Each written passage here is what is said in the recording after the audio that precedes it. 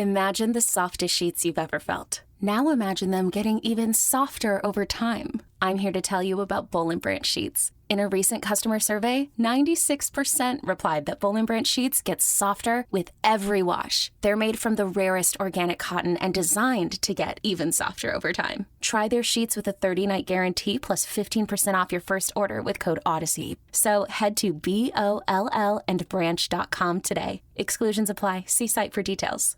Diets and workouts, you've done the work, so why can't you get to your goal weight? That's because up to 70% of your weight is predetermined by your genetics. So while you've been told that it's all about your willpower, you're actually fighting your biology. Don't do it alone. Found's doctor-designed program uses medication as part of a treatment plan that targets your body's unique biological needs, so that your body works with you and not against you. Take the quiz at joinfound.com to see if Found's weight loss program is right for you. I'm Tim Fitzgerald at GoPowerCat.com. And I'm Michael Swain of Fog.net. This is a replay of WIBW show The Drive.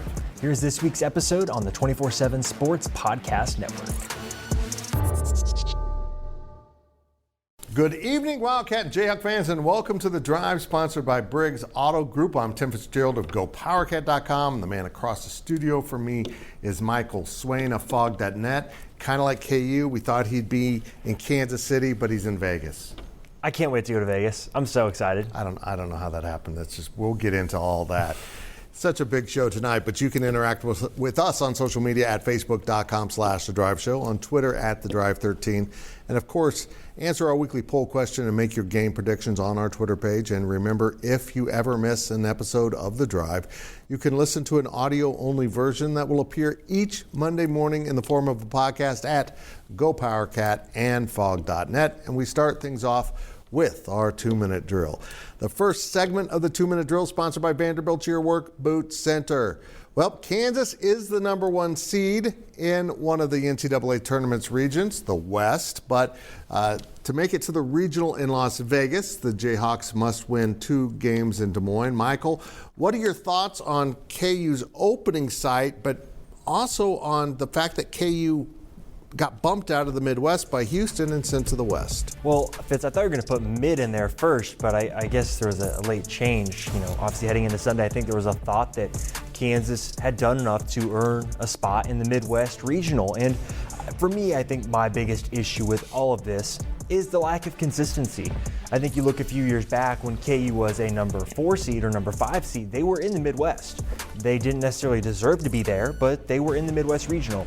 And here we go to this year where I think Kansas was a deserving team to be in the Midwest, and they get shipped out west to Las Vegas. I think you have to look at the resumes between Kansas and Houston, and I think it's a big discrepancy, right? I think all season, Fitz, we heard about quad 1 wins, how important those were supposed to be for an NCAA tournament resume. Well, Kansas has 17 of them, and Houston did not have double digit.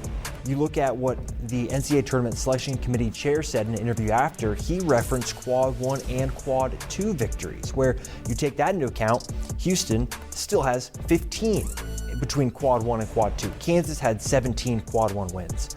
You look at the resumes, sure, Houston number 1 in the net, but they have the number 96 strength of schedule. Kansas is number 9 in the net, number 1 in strength of schedule. And I think for me, again, it's consistency. Year over year, it feels like we're changing what the committee wants to see from teams to rank them high or seed them high. Now, let's talk about Des Moines.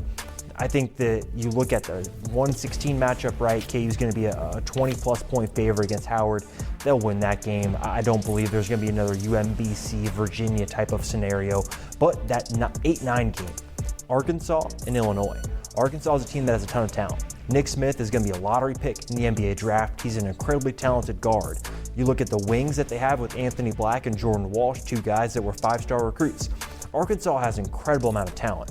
Illinois, on the other hand, is a veteran team. That's going to be a really, really tough 8-9 matchup for Kansas, and I want to talk more about this bracket later because I got a lot more thoughts. Yeah, this bracket is ridiculous. It's absolutely absurd what the committee did.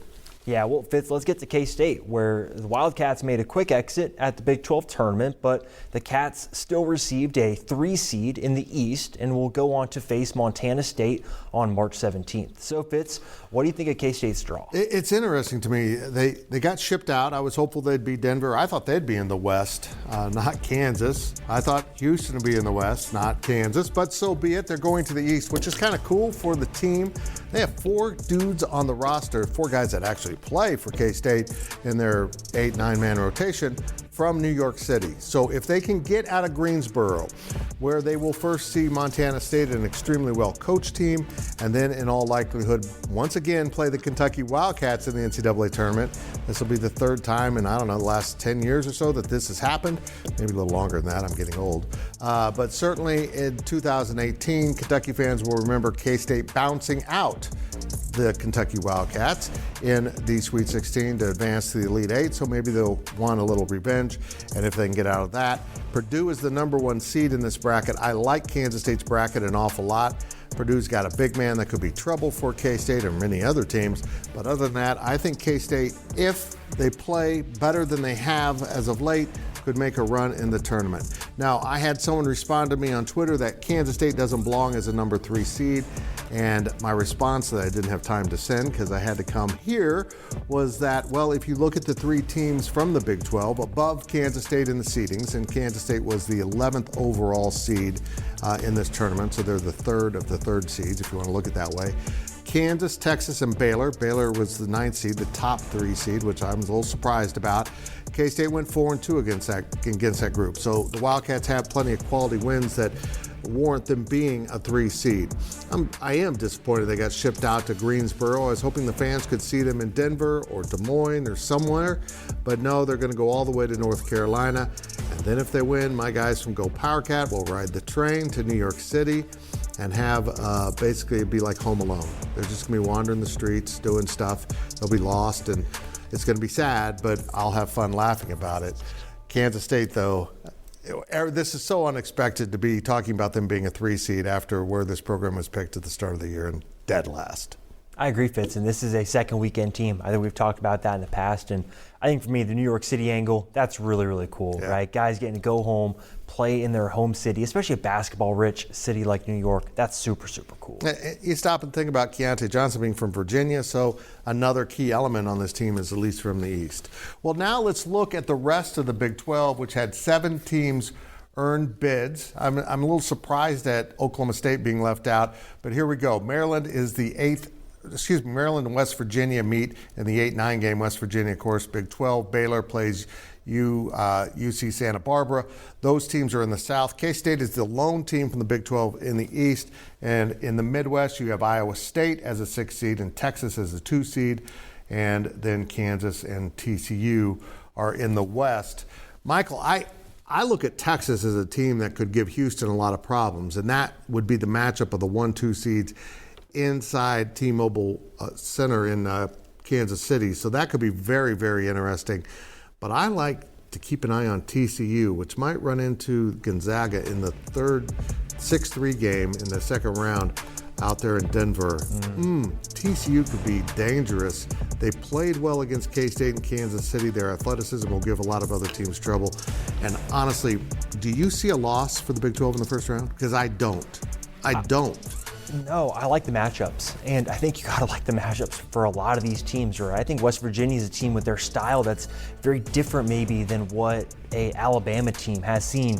That's a tough, 1-8 matchup if West Virginia is able to win. But Fitz, I want to talk about Oklahoma State because I think I hit on it a second ago talking about resume versus analytics. Well, the NCAA Tournament Committee favored Houston with analytics. Well, then why in the world is Oklahoma State not in the big dance? Right. You look at Pitt, you look at other teams like Rutgers missing out as well, right? Pitt was in the field. They should not be in the field. You look at the net ranking, right?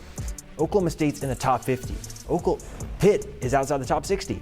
I think there's just so much imbalance here with what they're trying to evaluate teams with. And I think the Big 12 should have gotten 8 teams in. But in terms of the matchups, I like TCU. I think Texas is going to go to the Final Four. I think they're a team that you look at what they do. Defensively, they're tough. They have guys that can get tough twos. They're not relying on three-point shooting going crazy. They're a team that is built for March, and I'm really excited to see what the Big 12 can do because I think there are several teams that can make it to the Sweet 16.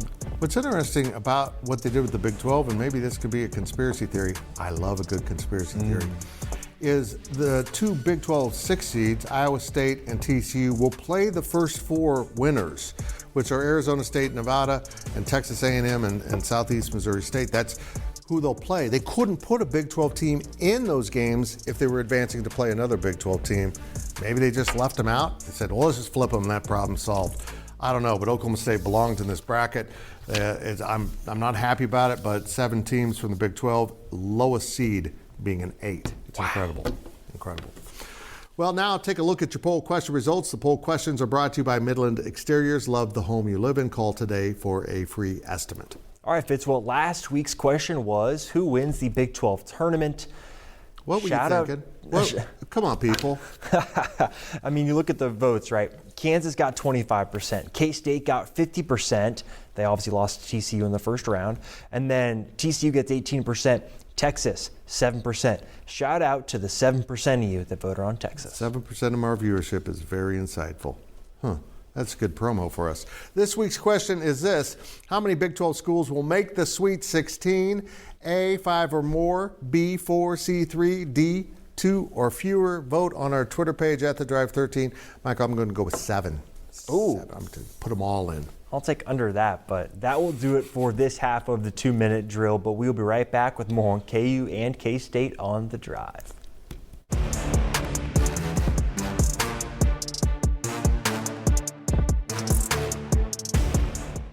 Selling a little or a lot?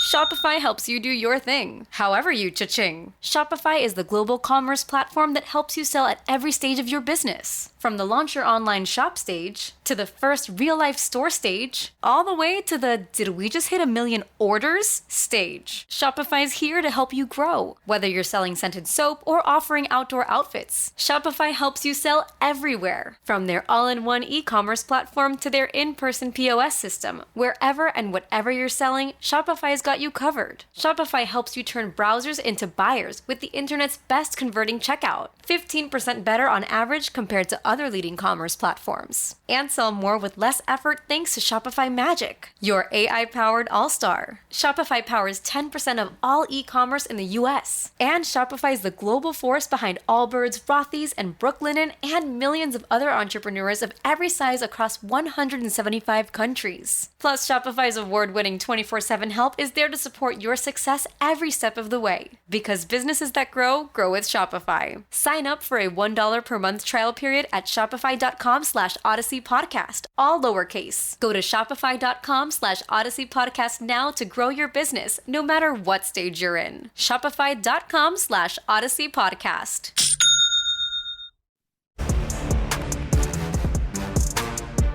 Welcome back to The Drive, fueled by BriggsAuto.com.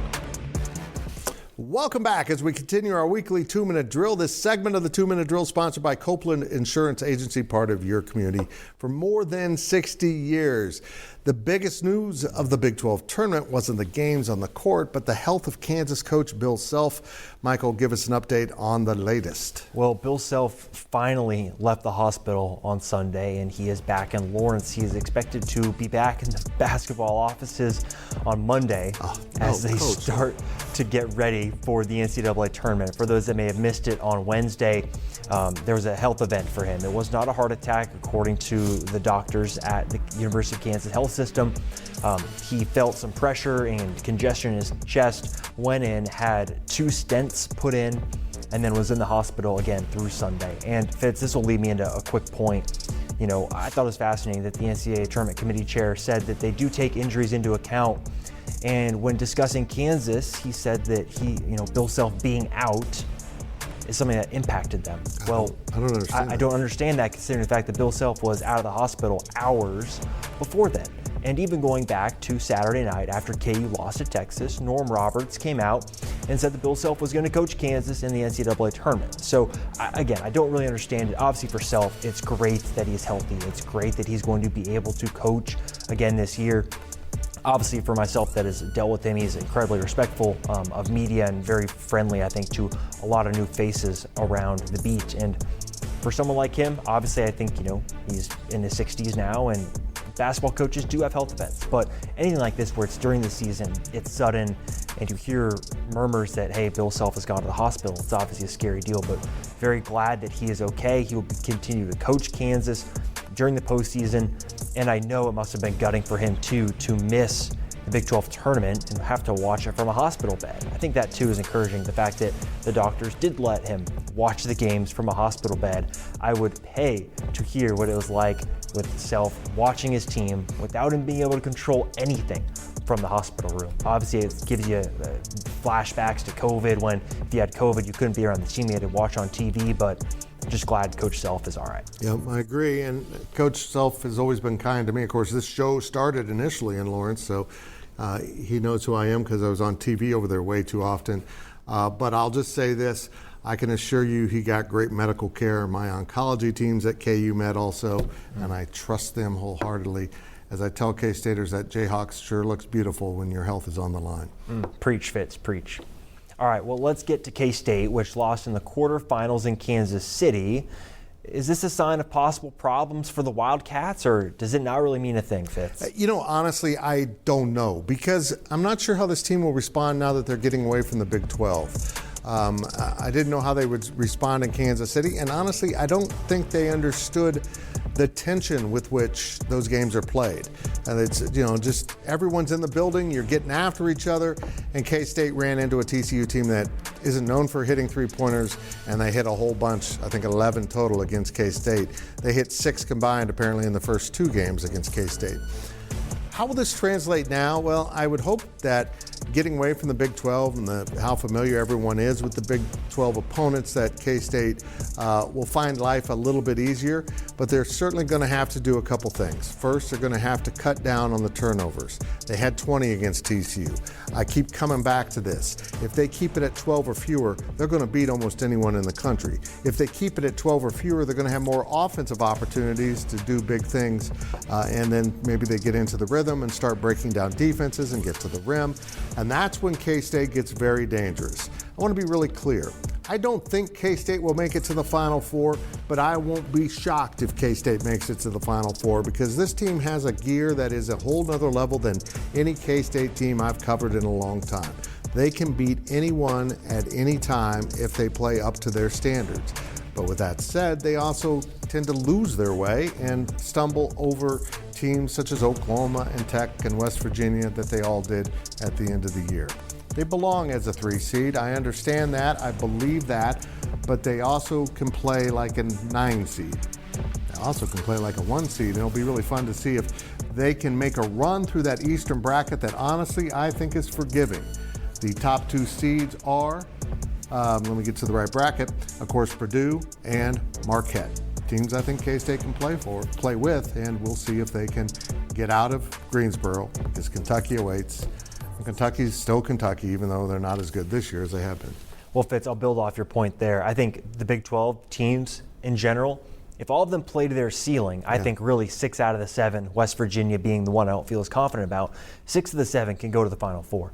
They're that talented. I think so many of them are that battle-tested where if they catch fire, Fitz, it's going to be hard to beat them. Yeah, and it's amazing to see that teams like Iowa State and TCU both lose key components very late in the season, heading into the tournament. They're both 6 seeds. They both won their first game in Kansas City. There's no stopping this conference. It's amazing. And now let's step out of bounds. And Out of Bounds is brought to you by Darris Corner Market. We love local, and we are local for you. All right, here we go. It's our annual predictions of who we think will win the 4 regionals. Fitz, pick the regional with the most obvious winner. I am going to go with Houston. And I don't even think they're going to win. I think Texas is. But I think those 2 as the top 2 seeds are going to come out of that Midwest region. Be a great game in Kansas City. I hope a lot of area fans show up for that. I love that Midwest region. Who do you think is going to come out of there? I think Alabama. I think siege mentality is a huge thing in the NCAA tournament. I think they're going to have that, even if I disagree with the way everything around that program has been handled the last few weeks. They're a team that is playing really, really high level right now. Yeah, I don't know who. That's out of the South. I'm not sure who I'd pick out of the South as I look at the bracket. I think Alabama actually does have an ability to get there. Here's the South region. You see up on the screen right here. I kind of like San Diego State. They have not played quite as well. They're not finishing as strong as they need to, but they might be sneaky. I guess Arizona has an opportunity here to knock off Alabama. I'm just going to say it. Alabama lost Oklahoma by 24 points. They are beatable, yes. And I don't think they've been fully tested in the Southeastern Conference. Here's the bottom half of that bracket. And let's move on to the East, where K-State is. Well, there's the Midwest bracket right there. And you see that with now Purdue at the number 1 spot there. Look, I think K-State can get out of this region, but I am going to go with Marquette. I think Marquette might catch them in that Sweet 16. Yeah, I agree. I think Marquette's playing really, really well. And I look at what they do collectively as a team. It's not something that's going to get a lot of national attention, but I think they're a team that in terms of brackets, they're going to fly under the radar. I think they're good enough. Out of the Midwest, Fitz, I will add this as well. Okay. I do think Texas comes out. I mentioned it earlier that they play the style of basketball that really wins in March. They got big men that can protect the rim. They can score inside the arc. They're not reliant on the 3-ball. I think they're a team that will go on to play in the Final Four. And I'm a big fan of Rodney Terry, too. He should get that job full time. Yeah. Let's move to the West. If not Kansas, who in the West? It's so hard to look at. I think you want to say Gonzaga, but then you also look at who they have to play in terms of TCU. But Fitz, get this. The West has the best 2 seed, the best 3 seed, the best 4 seed, the best 5 seed, and the second best 8 seed. It's an incredibly loaded region. I don't understand. They got... you know what? I'm going to say this. I mentioned Oklahoma State maybe caused some problems by trying to put them in the first 4. Well, maybe the Big 12 having 7 teams and trying to scatter them across the bracket caused some chaos for the committee. Yeah. I don't know. But boy, the West is really tough. I'm going to say if it's not them, well, I will go with, who's the 3 seed out there? Why can't I find them? Gonzaga. That's Gonzaga. I'll pick Gonzaga or TCU, whoever comes out of that 3-6 game. I don't hate that. I would say UCLA, but they've got the injuries, right? That's the big thing. So I think if it's not KU, I'm going to go with Gonzaga as well. Because I think KU, you look at Bill Self, right? He's really, really good when you give him a week off.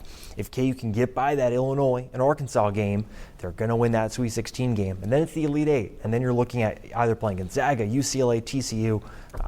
It'll be a coin flip Crazy. game. Now let's hear from the fans. Our fan question is sponsored by Meadowlark Retirement Awaits in Manhattan, where you can live your way every day. Our fan question this week is, as I write this, Fitz, the seeds haven't been announced, but did the committee do a good job seeding this tournament?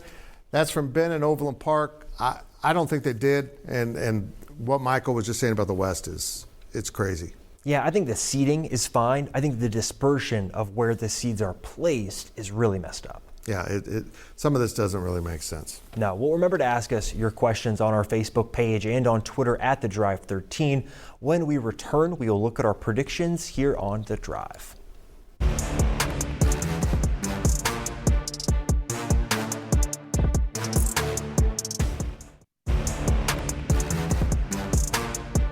Welcome back to The Drive, fueled by BriggsAuto.com. Well, it's time to head down the home stretch of this week's show. Now let's take a look at our predictions, which are brought to you by Kites and Kites Aggieville Draft House. Meeting your friends at Kites in the Draft House since 1954. Remember to make your weekly predictions on our Twitter page. Here are last week's results. Michael goes 2-1. We all go 1-2. He closes the gap. We better get rolling. Here are this week's picks. KU over Howard by 21.5. I'm taking KU. I will too. Next up, K-State versus Montana. K-State by 8.5. I'll take K-State too. Yeah, I think K-State wins this, although the Bobcats are good. Our last game of the week is West Virginia and Maryland in an 8-9 game. We picked this one because it's a pick'em, but we're going with West Virginia. Oh yeah, easily. Okay. Again, make your picks on our Twitter page at The Drive 13. It's time for our On the Clock segment. On the Clock is sponsored by Carpet One. Buy local for a strong local community. Michael Swain, take it away. Well, Kansas now is going to embark on winning back-to-back national titles for the first time of any college basketball program in over 15 years.